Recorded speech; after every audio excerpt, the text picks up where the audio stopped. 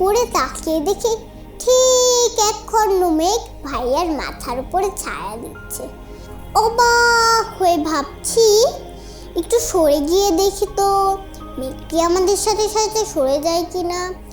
সরে গিয়ে দেখলাম মেঘটিও আমাদের সাথে সাথে সরে গিয়ে ভাইয়ার মাথার উপরে ছায়া দিচ্ছে। বিস্মিত মা হালিমার প্রশ্ন, তারপর? শায়লা বলল, তারপর যতবারই সরেছি মেঘটিও ততবারই আমাদের সাথে সাথে সরেছে। ভাইয়ার একদম কষ্ট হয়নি মা। বিস্ময়ে হতবাক মা হালিমা, যেন এক জীবন্ত মুজেজা শিশুটি যাকে মেঘ পর্যন্ত ছায়া দিচ্ছে।